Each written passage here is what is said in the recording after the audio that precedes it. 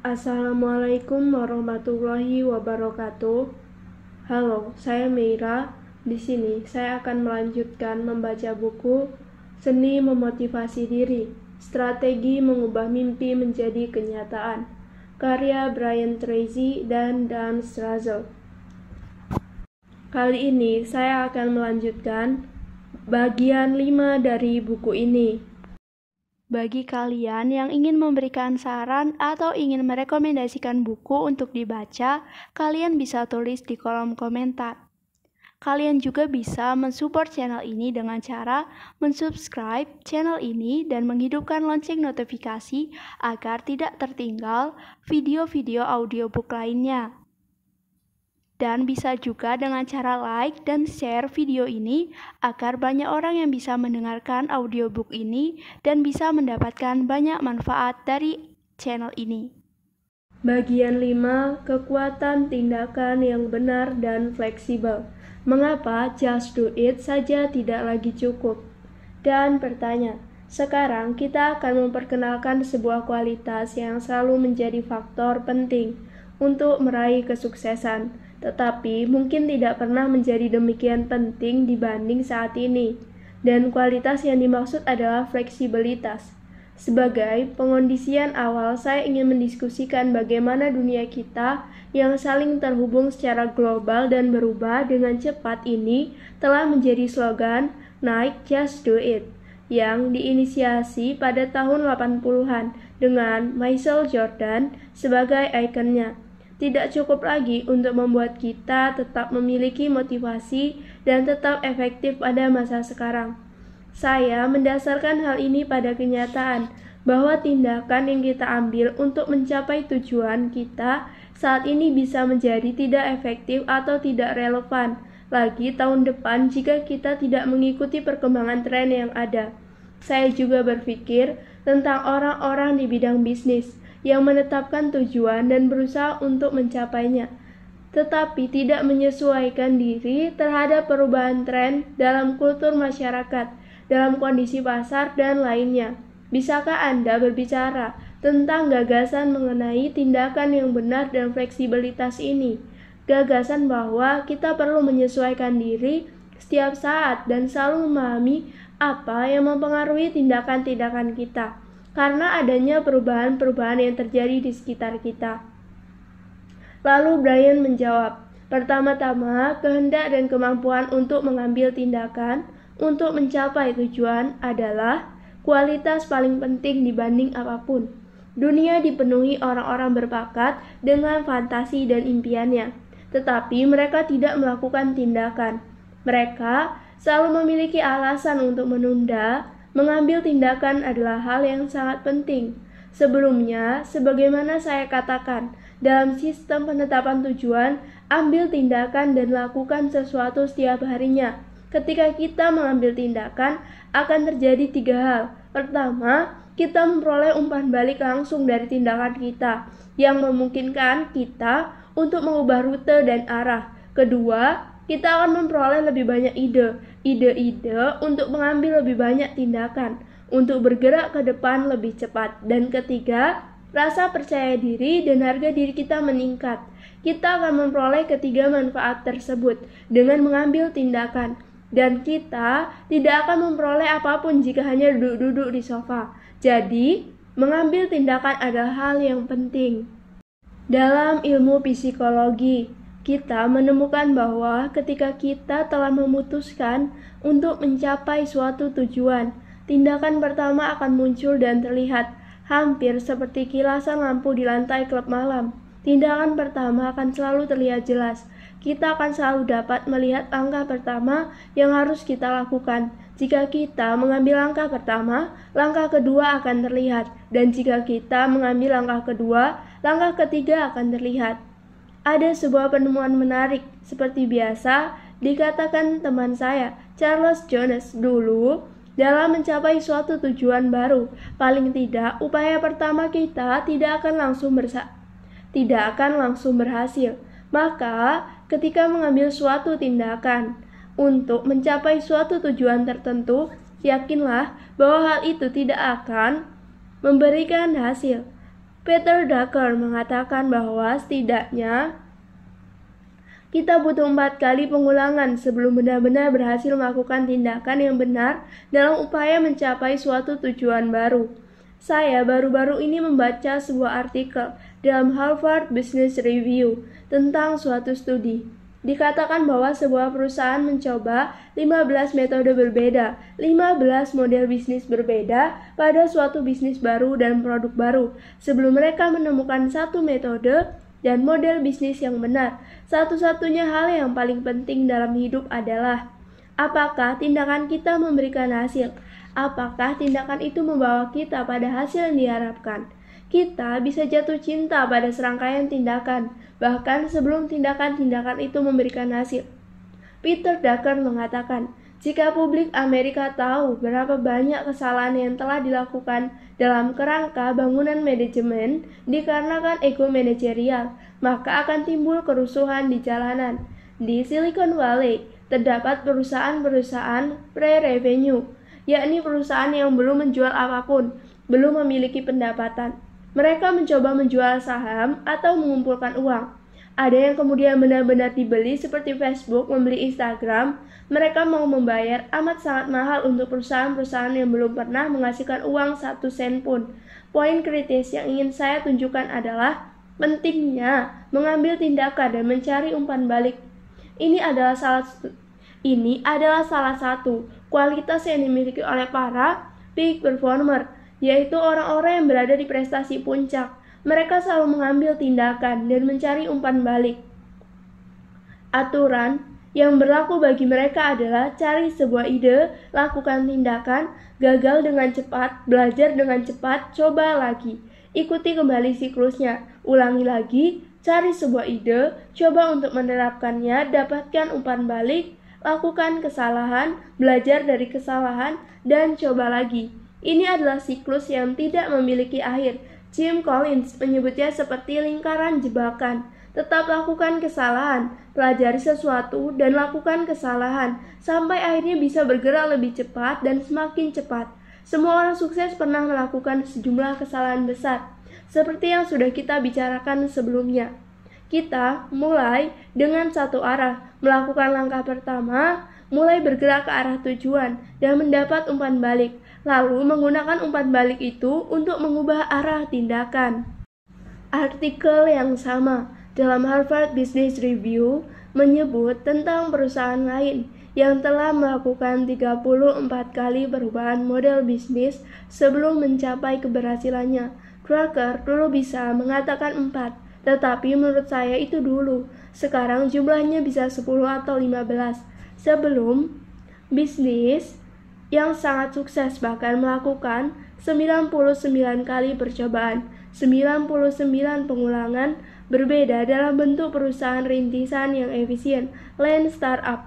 Meski merupakan perusahaan kecil, mencoba belajar berubah, karena ego dan ketidakberdayaan yang dipelajari, juga zona nyaman, semuanya merintangi jalan kita. Kita sering mencoba sesuatu, dan ketika belum menampakkan hasil, kita menyerah. Kita berpikir, ini pasti bukan ide yang baik. Kita tidak boleh terburu-buru mengambil keputusan. Coba lagi, dan lakukan penyesuaian. Ini sebabnya fleksibilitas sangat penting. Ada sebuah kutipan bagus dari Charles Darwin. Spesies yang bisa bertahan hidup tidak selalu yang terkuat atau yang paling cerdas, melainkan mereka yang paling bisa menyesuaikan diri terhadap perubahan. Pada tahun 90-an, sebuah institut besar di New York melakukan sebuah studi. Mereka meneliti kualitas apa yang akan menjadi kualitas paling penting untuk mencapai kesuksesan dalam bisnis pada abad ke-21. Mereka mempelajari semua kualitas, visi, keberanian, ambisi, persistensi, inovasi, tetapi kualitas nomor satunya adalah fleksibilitas. Fleksibilitas, kesediaan untuk bersikap fleksibilitas dalam menghadapi situasi dan kondisi yang terus berubah. Apa yang bisa menjadi indikasi yang baik bahwa kita perlu bersikap fleksibel, bahwa kita perlu beradaptasi, bahwa kita perlu mengubah arah tindakan? Jawabannya adalah kegagalan ketika kita tidak mendapatkan hasil yang diharapkan, yang artinya kita harus membuat perencanaan ulang.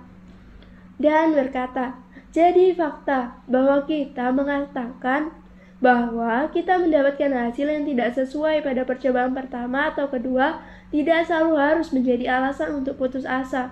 Sebaliknya, hal itu harus menjadi alasan untuk belajar, menyesuaikan diri, dan mencoba lagi.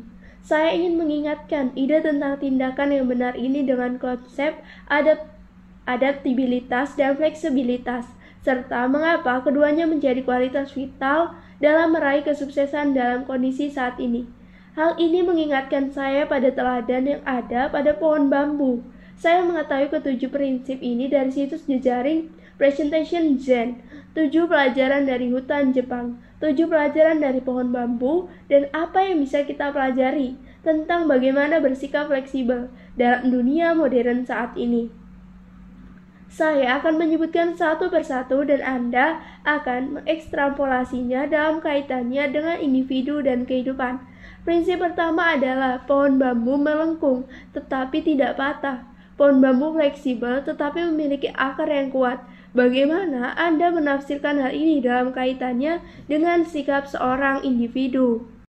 Brian menjawab, Harvard melakukan sebuah studi terhadap para pemimpin perusahaan dengan menanyakan kegagalan terbesar apa yang mereka alami dan bagaimana mereka menghadapinya. Beberapa ratusan CEO yang ditanya ini menjawab pertanyaan para peneliti dengan ekspresi datar. Sungguh, kami tidak pernah mengalami kegagalan di perusahaan kami, tetapi bukanlah Anda meluncurkan produk ini atau layanan ini dan tidak berhasil di pasaran. Para CEO itu menjawab lagi, tidak, itu bukan kegagalan, itu hanya pengalaman pembelajaran. Kami tidak pernah gagal, kami hanya sedang belajar tentang banyak hal. Beberapa di antaranya adalah pengalaman pembelajaran yang mahal, sulit, dan menyakitkan. Tetapi para pemimpin selalu memandang suatu situasi sebagai pengalaman pembelajaran. Kembali ke pohon bambu, akarnya adalah keyakinan yang sama sekali tidak tergoyahkan bahwa cepat atau lambat kita akan sukses dan bahwa ini hanya rintangan sementara. Apapun yang terjadi, jika apa yang kita upayakan belum berhasil, tidak masalah. Tarik nafas dalam-dalam, ambil jeda dan pikirkan ulang, lalu lakukan sesuatu yang lain. Dan berkata, jadi untuk menyikapi segala perubahan yang terjadi di dunia ini, kita harus bersikap fleksibel, tetapi kita juga perlu memiliki prinsip-prinsip inti yang mengakar kuat. Bisakah Anda menjelaskan tentang perbedaan antara mengompromikan prinsip inti yang merupakan kebenaran abadi dengan beradaptasi dengan situasi? Apa perbedaan antara keduanya? Dengan kata lain, kita tidak harus bersikap fleksibel ketika berkaitan dengan prinsip-prinsip inti yang kuat. Apakah demikian? Lalu Brian menjawab, berbagai studi menunjukkan bahwa para pemimpin memiliki keyakinan yang sangat kuat terkait nilai-nilai yang dimilikinya, dan mereka tidak pernah berkompromi terkait hal itu. Saya sudah menulis 20 buku tentang manajemen, dan saya sudah membaca mungkin 200 atau 300 atau 2000 atau 3000 buku selama bertahun-tahun. Dan perkara manajemen selalu berkaitan dengan hal yang sama, integritas, artinya tetap konsisten dengan nilai-nilai yang telah kita sepakati.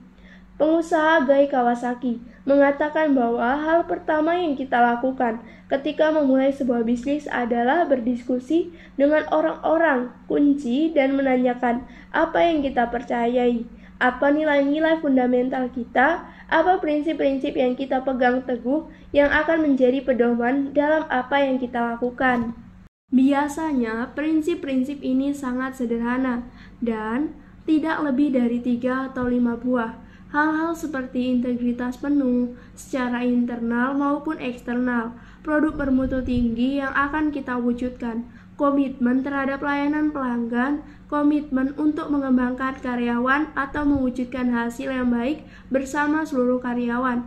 Di salah satu perusahaan besar yang bekerja sama dengan saya, profitabilitas berada di urutan kelima.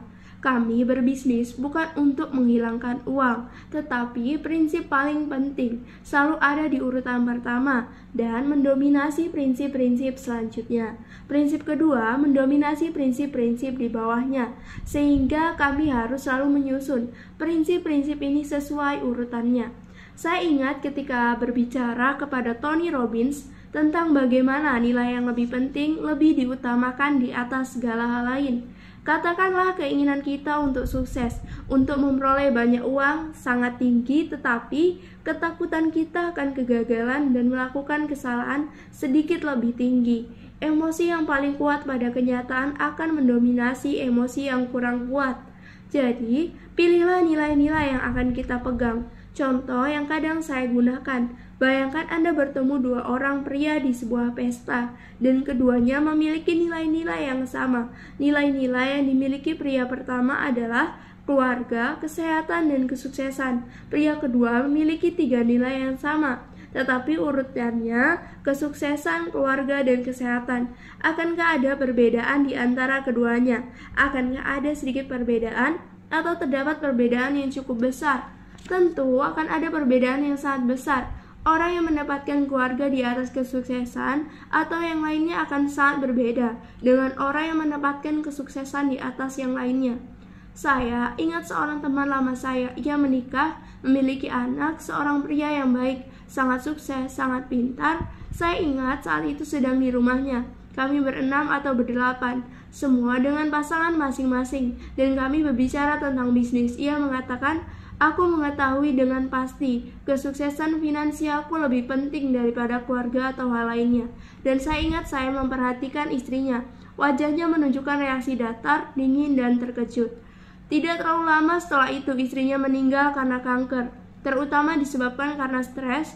Anak laki-lakinya kecanduan alkohol, anak perempuannya hamil dan pergi dari rumah, dan pria itu sendiri menikah lagi dan bangkrut. Ia pindah ke sebuah kota kecil di Arizona dan tinggal di sana sampai saat ini.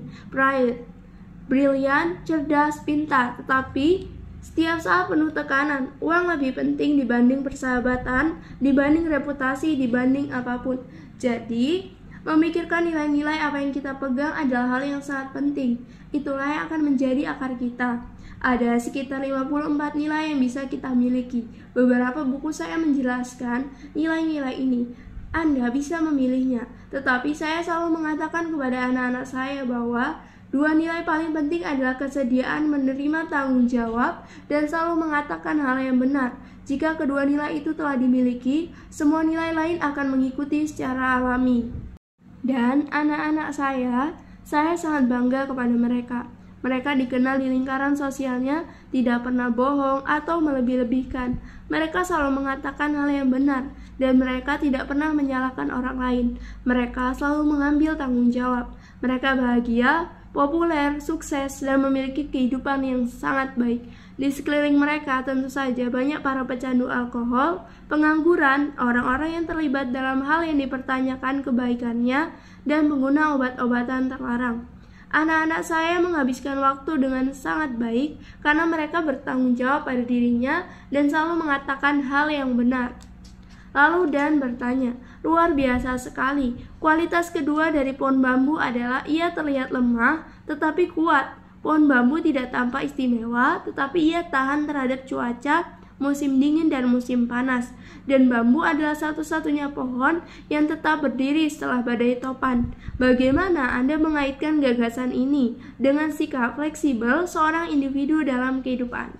Brian menjawab, dalam buku Jim Collins yang sangat bagus berjudul Good to Great, ia mempelajari perusahaan-perusahaan yang untuk waktu lama hanya merupakan perusahaan biasa dan kemudian menjadi perusahaan besar yang memimpin dunia. Ia menemukan bahwa bagi masing-masing perusahaan ini, titik balik dalam perjalanan menuju kebesarannya adalah ketika mereka mengangkat apa yang ia sebut pemimpin tingkat 5. Seorang pemimpin tingkat 5 bukanlah seseorang yang muncul di koran-koran, pemberitaan pers, atau di acara-acara talk show. Orang-orang ini biasanya sangat tenang, mudah bergaul, memiliki komitmen yang sangat tinggi terhadap kesuksesan bisnis perusahaan, mencintai bisnis yang dijalankannya, dan juga memiliki nilai-nilai moral yang sangat tinggi. Orang-orang ini membawa hal-hal berikut tersebar ke seluruh perusahaan. Orang-orang yang berkualitas, hubungan yang berkualitas, pelanggan yang berkualitas, produk yang berkualitas, layanan berkualitas, serta kebetulan tekad dan komitmen yang penuh terhadap kualitas. Karena hal inilah seluruh perusahaan bertransformasi. Beberapa di antaranya menjadi perusahaan terkemuka di dunia. Selain itu, menurut studi ini, perusahaan-perusahaan ini adalah perusahaan-perusahaan yang paling fleksibel dalam segala situasi ekonomi. Mereka selalu memiliki cadangan kas. Mereka selalu mau mengubah strategi. Mereka selalu mau menarik diri jika kondisi ekonomi sedang terpuruk, sehingga mereka bisa terus bertahan dan terus menjalankan bisnisnya. Mereka tetap kuat, besar, sangat dihormati, dan memperoleh keuntungan dari tahun ke tahun. Dan berkata, saya pernah membaca hal yang sama dengan konsep pemimpin tingkat 5 ini. Sebuah ilustrasi sempurna dari gagasan tentang sesuatu yang terlihat lemah tetapi sesungguhnya kuat.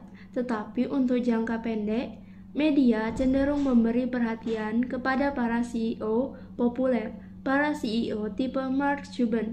Sementara tipe pemimpin yang dibicarakan Jim Collins adalah para pria dan wanita yang berada di balik layar yang seperti Anda katakan mencintai perusahaannya. Mereka yang melakukan pekerjaannya dengan tekun hari demi hari. Mereka tidak ada di pemberitaan utama. Mereka selalu menempatkan perusahaan di atas dirinya. Karena hal itu dan karena mereka telah membangun fondasi, kesuksesan dan kepercayaan di dalam organisasi perusahaan, mereka menjadi kuat. Kualitas ketiga dari pohon bambu adalah ia selalu dalam keadaan siap. Bambu hanya memerlukan sedikit pemrosesan atau proses akhir untuk dapat digunakan. Bagaimana Anda mengaitkan hal ini dengan sikap seseorang individu atau sebuah perusahaan? Lalu Brian menanggapi, saya baru saja membaca sebuah artikel yang ditulis Charlie Munger yang merupakan tangan kanan Warren Buffett dan kemudian menjadi seseorang multimilioner dan telah menjadi temannya sekian lama. Charlie Munger mengatakan, jika kita tidak terus-menerus belajar dan tumbuh dalam dunia saat ini, kita tidak akan memiliki kesempatan di masa depan. Warren Buffett adalah orang terkaya kedua atau ketiga di dunia. Ia akan menjadi orang terkaya pertama di dunia jika ia tidak memberikan 22 juta dolar uangnya kepada yayasan Bill Gates. Ia memulai tanpa memiliki apapun. Ia membangun bisnisnya dan ia menghabiskan 80% waktunya setiap hari dengan membaca. Carlos Slim, orang terkaya keempat atau kelima dunia, juga menghabiskan 80% waktunya dengan membaca. Orang-orang ini selalu membaca, dan belajar. Mereka mengisi pikiran dengan informasi dan ide baru pada semua area yang penting bagi bisnis mereka. Dan hasilnya, mereka selalu membuat keputusan-keputusan brilian dari tahun ke tahun. Mereka membeli sebagian saham berbagai industri atau berbagai bagian industri, atau membeli semua saham berbagai industri yang tidak diperhitungkan. Hal ini selalu menjadi berita di halaman depan. Buffett membeli perusahaan ini atau itu. Kemudian terbukti perusahaan yang dibelinya ternyata memiliki aset-aset tersembunyi dan potensi yang sangat besar, yang ketika dikelola dengan benar bisa menghasilkan jauh lebih banyak keuntungan. Orang lain tidak dapat melihat potensi itu. Ia bisa melihatnya berkat wawasan luar biasa yang ia peroleh dari apa yang ia baca dan pelajari, juga dari perbincangannya dengan berbagai orang. Jadi ketika kita mengatakan harus selalu dalam keadaan siap, itu artinya teruslah belajar. Kita harus mengikuti apapun yang terjadi di bidang yang kita geluti. Saya mengadakan seminar yang disebut Today MBA, sebuah crash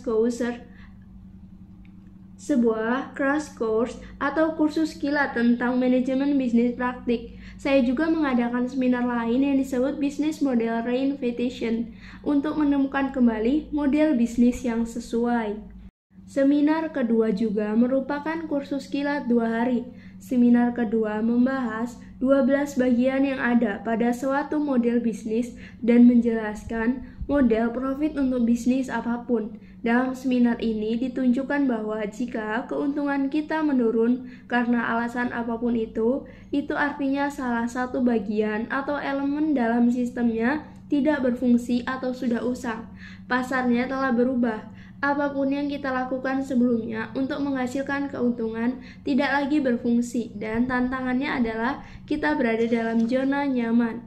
Saya menyampaikan semua gagasan ini kepada banyak orang dan menakjubkan 80% dari mereka mentransformasi bisnis mereka. Sepulang dari seminar ini, mereka mengatakan gagasan ini luar biasa.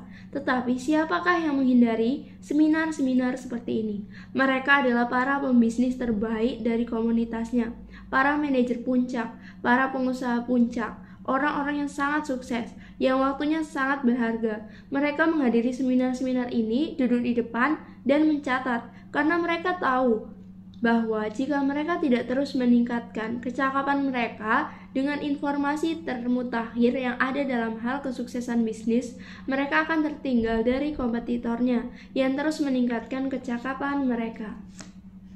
Dan berkata, luar biasa, kualitas keempat dari pohon bambu adalah melepaskan kekuatan untuk bangkit kembali.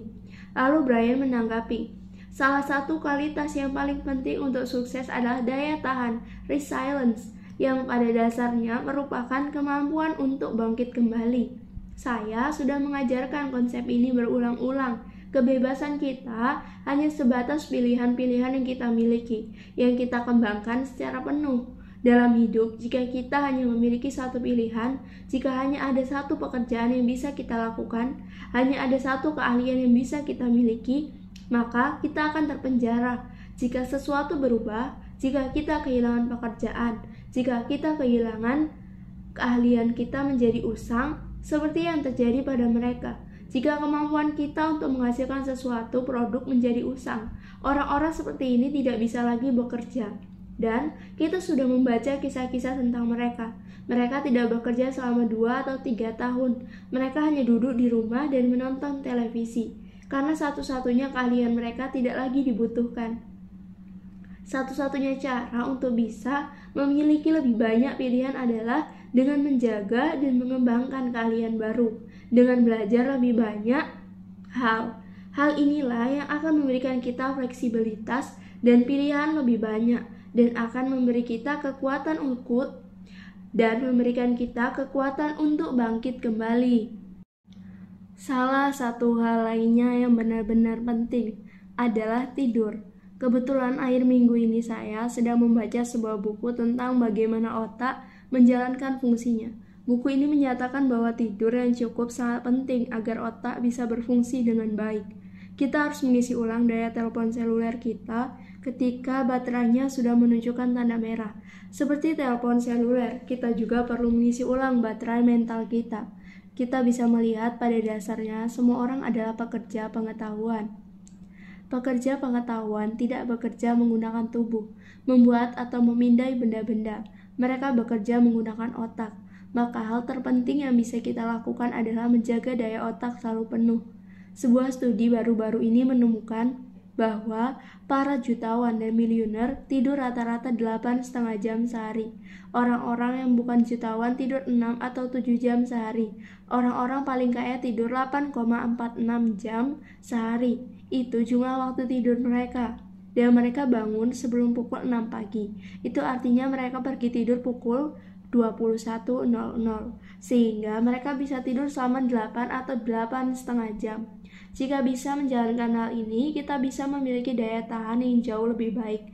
Apapun yang terjadi, kita bisa bersikap tenang dan rileks. Kita tidak akan cepat lelah, lamban, mudah tersinggung, merasa frustasi, atau berpikir untuk kembali ke tempat tidur. Saya berkelakar pada audiens saya. Saya mengatakan, berapa banyak di sini yang tadi pagi ketika bangun tidur, hal pertama yang dipikirkan adalah jam berapa bisa kembali ke tempat tidur malam ini. 50% audiens mengangkat tangan. Saya mengatakan, itu artinya tidur Anda tidak cukup. mereka bangun dalam kondisi kekurangan tidur. Sehingga saya selalu mengatakan kepada klien-klien saya, tidurlah pukul 21.00, matikan semuanya, matikan televisi, dan tidurlah 8, 9, bahkan 10 jam. Ketika kami bertemu kembali, mereka telah berubah. Mereka sekarang memiliki lebih banyak energi. Berat badan mereka turun, karena jika tidur kita cukup, kita akan makan terlalu banyak untuk menimbang energi yang dikeluarkan. Kita akan minum terlalu banyak kopi, minuman ringan, dan pada larut malam kita akan minum 1 botol penuh anggur. Kita akan melakukan apapun yang bisa memberikan tenaga karena kita kelelahan sepanjang waktu. Segera setelah mereka bisa tidur 8,5 atau 9 jam sehari, mereka menjadi lebih efektif. Mereka mendapatkan lebih banyak uang, kadang pendapatan mereka menjadi 3 kali lebih lipat dalam 90 hari pertama. Mereka lebih sehat, lebih menyenangkan bagi keluarga, selera humornya membaik. Mereka lebih sehat, membuat keputusan-keputusan bisnis yang lebih baik, lebih memiliki pengaruh dan lebih persuasif kepada orang lain. Untuk mengeluarkan kekuatan agar bisa bangkit kembali, istirahatlah yang cukup. Jika istirahat kita cukup, kita lebih bisa bertahan terhadap apapun yang terjadi di luar.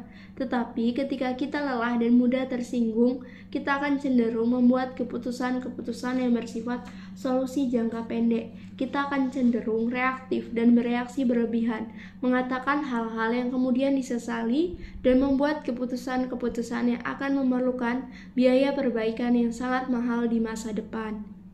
Dan menarik sekali, karena apa yang Anda bicarakan telah memecah mitos motivasi lainnya.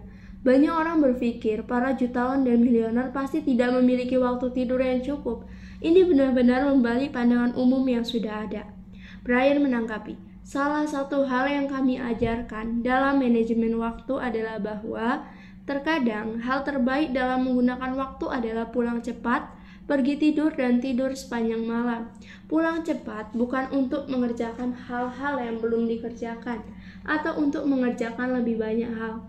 Penemuan lain saya, jika tidur kita cukup, kita akan menjadi jauh lebih produktif, jauh lebih banyak pekerjaan yang bisa diselesaikan. Kita melakukan pekerjaan dengan lebih baik dan melakukan lebih sedikit kesalahan. Apa yang bisa dikerjakan selama 8 jam dalam keadaan lelah dan terpaksa akan bisa dikerjakan hanya dalam 2 atau 3 jam dan akan dikerjakan dengan jauh lebih baik. Sebuah imbalan yang sesuai. Kita tidak rugi sama sekali dengan istirahat yang baik. Kita benar-benar bisa memanfaatkan waktu dengan baik dan bisa meningkatkan produktivitas. Lalu Dan bertanya, prinsip kelima pohon bambu adalah menemukan kebijaksanaan dalam kekosongan. Lubang di dalam bambu mengingatkan kita bahwa kerap kali kita memiliki terlalu banyak ide dan kesimpulan, sehingga tidak ada ruang untuk pengetahuan baru. Bisakah Anda menjelaskan gagasan ini sedikit lebih detail? Gagasan bahwa mengosongkan diri bisa bermanfaat bagi seseorang individu. Lalu Brian menjawab, salah satu penemuan paling penting lainnya adalah kekuatan intuisi kita yang tidak pernah gagal dalam memandu kita untuk melakukan dan mengatakan hal yang benar. Emerson menyebutnya sebagai suara hati.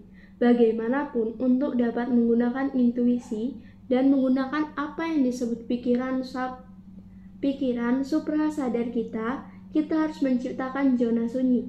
Saya baru saja menyelesaikan sebuah buku tentang cara-cara berbeda dalam menggunakan waktu, dan salah satunya adalah dengan menciptakan kondisi kesadaran penuh mindfulness. Mindfulness menjadi subjek bahasan yang sangat besar saat ini. Orang-orang menghabiskan waktu 5 hari untuk menarik diri dari keramaian dan membayar ribuan dolar untuk belajar menghidupkan kesadaran.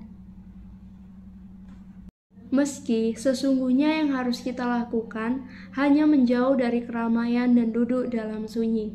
Seseorang menjadi jauh lebih baik ketika mereka mulai mendengarkan suara hati mereka. Cara mendengarkan suara hati adalah dengan mematikan dan mengesampingkan segala hal lain. Tidak ada rokok, majalah, musik, atau apapun, kemudian menjauh dari keramaian dan duduk dengan tenang sendirian selama kurang lebih 30 menit. Seperti seember air keruh berlumpur, otak kita memerlukan 24-26 menit untuk menjadi jernih. Jauhi keramaian dan duduklah dengan tenang selama 30-60 menit. Dalam 30 menit pertama, kita akan mengalami godaan yang sangat kuat untuk bangkit dan melakukan sesuatu. Tetaplah duduk dan pada akhir 30 menit kita atau bahkan lebih awal, kita sudah menjadi tenang dan jernih dan pikiran kita akan mulai menjadi tercerahkan. Dan jawaban dari persoalan terbesar yang kita hadapi saat ini tiba-tiba saja muncul dalam pikiran kita, lalu semakin jelas seperti sebuah papan iklan yang sangat besar. Ketika keadaan kita menjadi semakin baik, jawaban persoalan akan bermunculan, tetapi cara ini hanya akan berhasil jika kita mempraktikkan kesunyian secara rutin. Pascal, seorang penulis besar, pernah mengatakan bahwa semua masalah yang dihadapi manusia terjadi karena ketidakmampuan mereka untuk duduk tenang di sebuah ruangan sendirian selama periode waktu tertentu. Alih-alih melakukan hal itu, mereka memilih memasuki keramaian sampai akhirnya mereka memulai perang, revolusi, dan lainnya. Tetapi orang yang duduk tenang dan membiarkan pikirannya tenang dan hanya berpikir tentang diri dan kehidupannya akan jauh lebih tenang, jauh lebih kreatif. Mereka akan membuat keputusan-keputusan yang lebih baik. Mereka jauh lebih menyenangkan secara pribadi. Mereka memiliki titik nyala yang jauh lebih rendah, sehingga tidak mudah marah. Mereka banyak tersenyum dan mereka selalu tenang. Dengan demikian, salah satu hal paling penting yang bisa dilakukan untuk meraih kesuksesan adalah tidak melakukan apapun selama 30 atau 60 menit setiap harinya. Dan bertanya, saya ingat Anda berbicara tentang hal itu pada suatu seminar sekitar 20 tahun lalu. Saya ingat saya mendengar ide itu dan mempraktikannya sendiri. Cara ini sangat berarti terbitlah di masa sekarang karena sunyi seolah telah menjadi sebongkah emas berharga. Kemanapun kita pergi, TV ada di mana-mana, polusi suara di mana-mana, kecuali kita berada jauh di dalam hutan, atau kita dengan sengaja mengondisikan diri dalam sunyi. Dengan susah payah kita bisa mendengar suara dari dalam diri kita. Jika tidak, maka suara hati kita tidak akan pernah bisa kita dengar. Prinsip keenam dari pohon bambu adalah komitmen untuk terus tumbuh. Pohon bambu termasuk di antara tanaman dengan pertumbuhan paling cepat di dunia. Bisakah Anda membahas hal ini dalam kaitannya dengan sikap seorang individu? Mungkin mirip dengan teori Kaizen, filosofi Jepang tentang penyempurnaan terus-menerus. Brian menjawab, Zig Ziglar pernah menceritakan sebuah kisah yang sangat bagus tentang pohon bambu Tiongkok. Para petani menanam pohon bambu ini. Mereka mengubur benih, menyirami, lalu menanam bibit yang tumbuh. Tetapi bibit ini tidak juga tumbuh tinggi. Mereka menunggu berbulan-bulan. 1 tahun berlalu, tetapi tetap tak ada perubahan. Mereka menunggu lagi di tahun berikutnya. Dan mereka tetap menunggu selama 5 tahun. Dan tetap tak ada perubahan. Ternyata yang sebenarnya sedang terjadi adalah akar pohon bambu itu sedang membentuk jaringan yang sangat-sangat dalam. Baru setelah itu pohon bambu itu tumbuh setinggi 30 meter dan menjadi salah satu tanaman paling kuat di dunia. Satu-satunya alasan mengapa pohon bambu itu bisa berdiri dengan ketinggian 30 meter adalah karena pohon bambu itu memiliki jaringan akar yang dalam. Hal yang sama akan terjadi pada kita jika kita belajar bertumbuh, mengembangkan pengetahuan, dan keahlian-keahlian baru. Ingat, sebuah ide bisa mengubah hidup kita, tetapi kita tidak pernah tahu ide yang mana. Sehingga kita harus terus-menerus menyerap banyak ide baru, sehingga ide yang tepat akan datang pada waktu yang tepat. Ide yang akan mengubah hidup kita sepenuhnya. Saya akan memberi contoh. Saya sedang mendengarkan wawancara seorang pengusaha sukses. Pewawancara bertanya, apa kunci untuk sukses dalam bisnis? Yang diwawancara menjawab, 90% kesuksesan bisnis ditentukan pertama-tama oleh kualitas produk. Saya hampir kehilangan kendali menyetir ketika mendengarnya. Saya telah mendengar prinsip ini diulang ribuan kali, tetapi setiap kali diucapkan bahwa 90% kesuksesan bisnis ditentukan pertama-tama oleh kualitas produk, itu menyetak kesadaran saya. Saya mengembangkan sebuah seminar 2 hari penuh mengenai hal ini. Bagaimana mengelola, merencanakan, mengembangkan, menjual, dan memasarkan produk yang benar-benar unggul. Bagaimana kita tahu produk itu unggul? Apa yang perlu dilakukan? Di mana kita bisa mendapatkan pekerja, manajemen, keahlian, teknik, dan layanan pelanggan. Kita akan menemukan bahwa setiap perusahaan yang sukses akan memicu munculnya tanggapan seperti ini dari pelanggan. Ini produk yang bagus. Mereka orang-orang yang hebat, ini tempat yang bagus. Saya bertanya kepada para pengelola bisnis saya, berapa banyak orang, berapa persen dari pelanggan Anda yang setelah menggunakan produk dan layanan Anda kembali kepada Anda atau berbicara kepada orang lain, ini produk yang bagus. Berapa banyak orang yang berbuat demikian? Presentasi itu adalah salah satu faktor paling penting untuk menentukan masa depan bisnis Anda. Presentase orang yang mengatakan, ini produk yang bagus, menentukan keseluruhan masa depan Anda. Banyak perusahaan menghabiskan jutaan dolar untuk melakukan riset mengenai hal ini. Meriset sebuah pertanyaan, apakah produk ini bagus? Orang-orang mengatakan itu adalah hal yang masuk akal dan bisa dipahami. Saya melanjutkan, apakah hal itu juga berlaku bagi kita sebagai manusia? Kesuksesan kita, bayaran yang kita terima, pendapatan, promosi, keseluruhan gaya hidup kita akan ditentukan oleh kualitas kerja kita. Dan tugas kita, menurut banyak riset, adalah untuk mencapai 10% posisi puncak dalam bidang yang kita geluti. Kita tidak perlu menjadi nomor 1 seperti dalam Olimpiade. Kita hanya harus mencapai 10% posisi puncak. Karena yang 10% ini, baik perusahaan maupun individu adalah mereka yang mengumpulkan 90% pendapatan yang terdistribusi di semua kalangan masyarakat. Mirip aturan 80/20, tetapi ini 90/10. Maka tugas kita adalah mencapai 10% posisi puncak ini. Apa yang harus dilakukan untuk mencapai 10% posisi puncak ini? Jawabannya ada pada keputusan kita untuk mencapai posisi itu, karena tidak ada yang bisa menghentikan kita untuk mencapai posisi itu. Kita tidak sedang berbicara tentang cara memenangkan Olimpiade. Kita hanya sedang berbicara tentang bagaimana agar kita bisa dikenal sebagai penghasil atau penyedia produk atau layanan dengan kualitas tinggi. Apakah mencapai posisi itu mudah?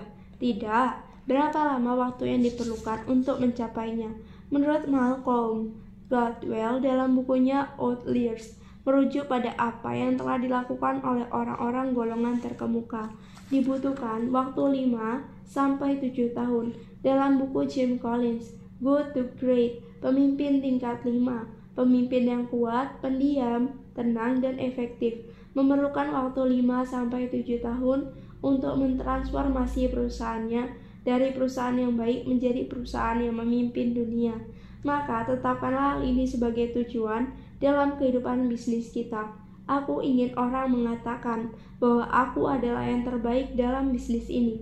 Para dokter yang dikenal sebagai dokter-dokter terbaik menghasilkan 80.000, 100.000 dolar sehari. Saya mengetahuinya karena saya memakai jasa mereka dan saya memperoleh tagihan untuk biaya operasi. Dokter biasa rata-rata memperoleh 150 dolar untuk satu kunjungan di daerah pinggiran kota. Mereka semua belajar di sekolah medis yang sama, tetapi para dokter terbaik itu, terutama para dokter bedah, telah mendedikasikan dirinya untuk menjadi sangat ahli di bidangnya, untuk menjadi lebih baik dari yang lain. Seperti dalam sebuah sirkuit balapan, mereka memiliki pendapatan jauh di atas rata-rata. Pendapatan mereka tidak naik sebesar 10% atau 20%. Pendapatan mereka naik 10 atau 20 kali lipat. Peningkatan itu diperoleh dari pengembangan diri yang terus-menerus memperbaiki diri sedikit demi sedikit secara terus-menerus dari hari ke hari. Dan berkata, terakhir, prinsip ketujuh dari pohon bambu adalah menunjukkan manfaat melalui kesederhanaan. Pohon bambu menunjukkan kegunaannya dalam kesederhanaannya. Bagaimana pendapat Anda mengenai ide kesederhanaan dan kebermanfaatan dengan cara yang sederhana ini? bahwa untuk meraih kesuksesan sama sekali tidak butuh kompleksitas yang berlebihan. Lalu Brian menjawab, telah banyak penelitian dilakukan terkait subjek bahasan yang sangat populer mengenai rekayasa ulang. Bagaimana kita merekayasa ulang sebuah bisnis? Bagaimana kita merekayasa ulang kehidupan pribadi? Jawabannya adalah dengan berhenti melakukan terlalu banyak hal. Para peneliti ini memperhatikan strategi dari perusahaan-perusahaan besar dalam masa resesi akhir. Perusahaan-perusahaan yang sukses adalah mereka yang berhenti melakukan sebagian besar kegiatannya, bukan perusahaan yang mulai melakukan atau mencoba sejumlah besar hal baru, melainkan perusahaan yang berhenti melakukan hal-hal yang tidak berjalan terlalu baik. Sehingga kita harus bertanya pada diri sendiri, adakah yang aku lakukan hari ini yang jika saja aku tahu akibatnya, aku tidak ingin terlibat lagi di dalamnya. Sesuatu yang tampak seperti ide yang bagus pada saat itu, dan mungkin memang itu adalah ide yang bagus pada saat itu. Tetapi setelah tahu akibatnya, kita tidak ingin terlibat lagi di dalamnya. Jika jawabannya, ya aku tahu tidak ingin terlibat lagi di dalamnya, pertanyaan selanjutnya adalah bagaimana kita keluar dari hal ini dan seberapa cepat kita bisa keluar. Jangan menunda-nunda. Jika kita memiliki urusan bisnis dan memutuskan tidak ingin bekerja sama lagi dengan seseorang hari ini, maka akhirilah kerjasamanya hari ini. Jika kita memutuskan suatu produk tidak akan dilempar lagi ke pasar mulai hari ini karena faktor persaingan, harga, dan lainnya, maka hentikan pemasaran produk itu. Hentikan. Kerap kali, eksekutif senior yang menyebabkan perusahaan terlibat kesulitan tidak bisa membawa perusahaan keluar dari kesulitan ini. Karena mereka terlalu banyak melibatkan ego dalam produk atau keputusan-keputusan sebelumnya. Jadi, apa yang harus dilakukan dewan direksi?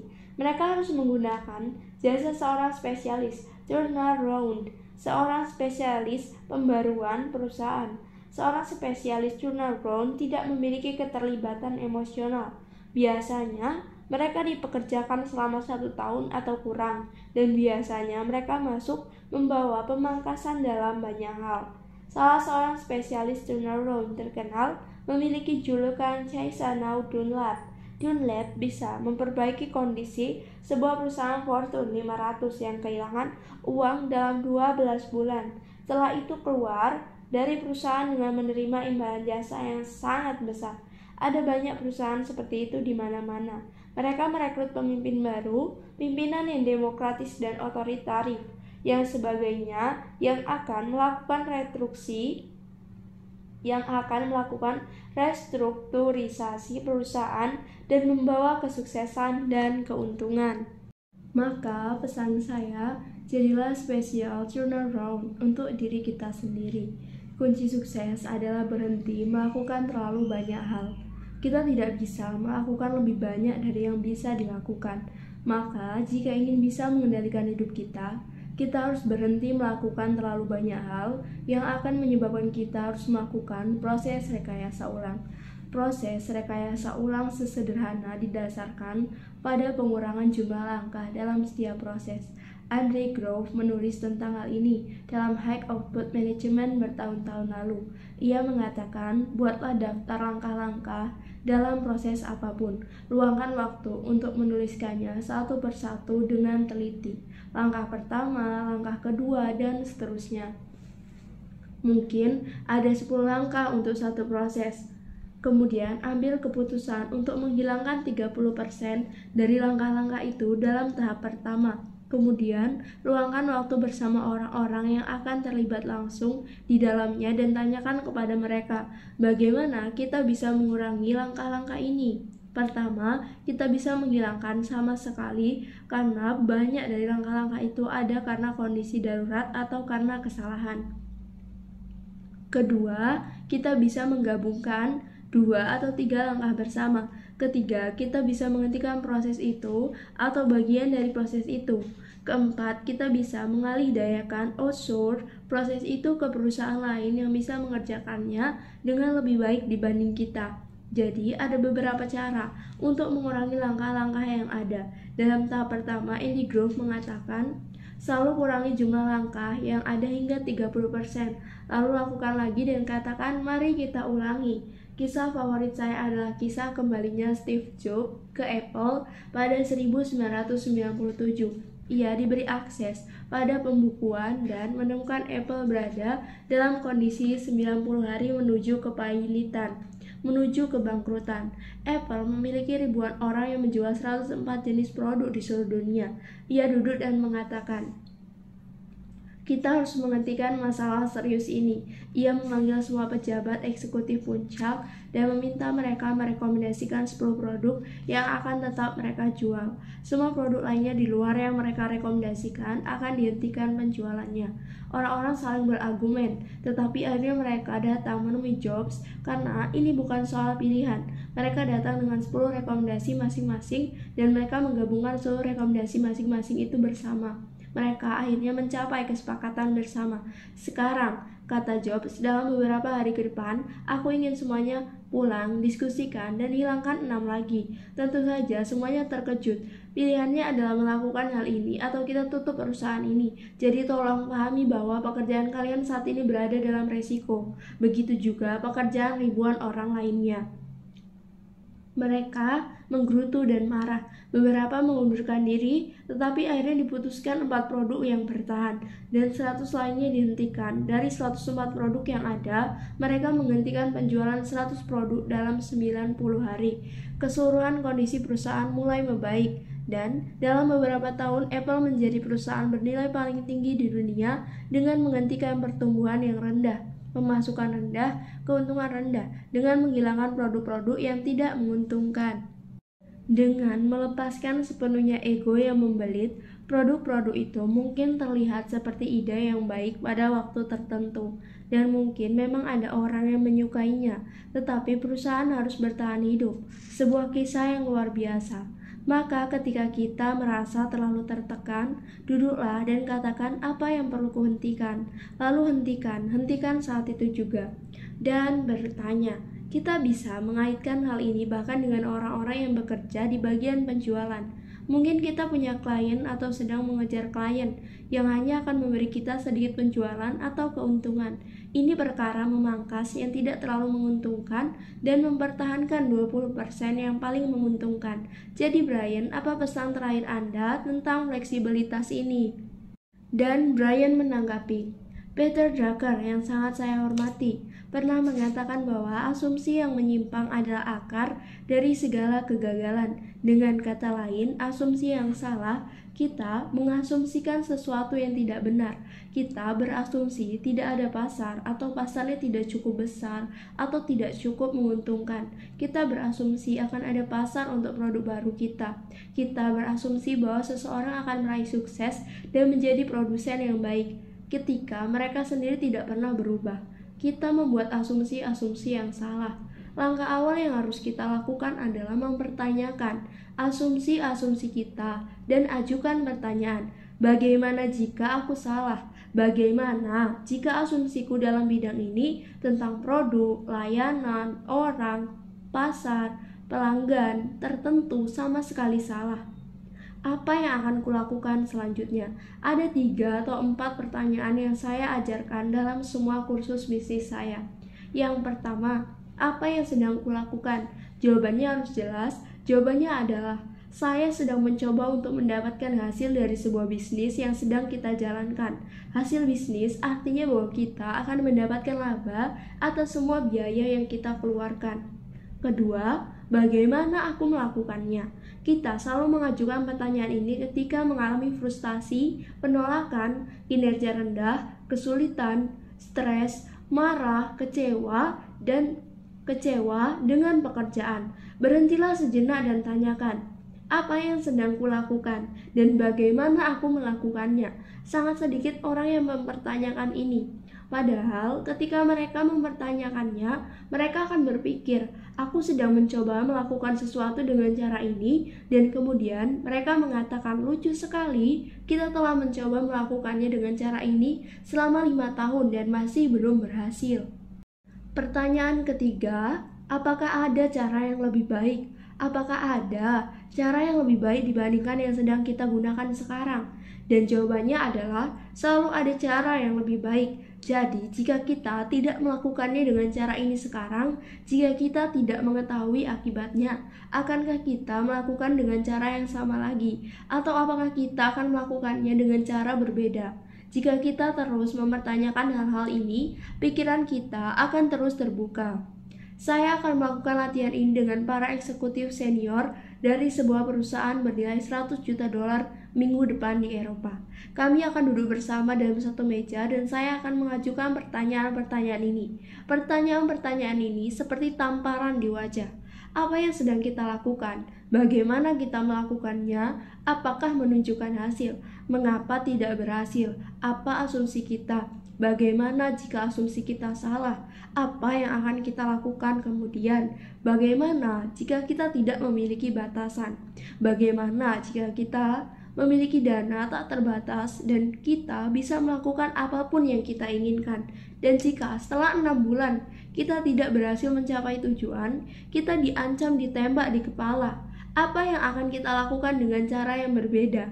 Perubahan apa yang akan kita lakukan secepatnya? Berikan penekanan pada pertanyaan-pertanyaan ini, sehingga semua orang akan mulai memikirkan ide-ide luar biasa yang sama sekali berbeda.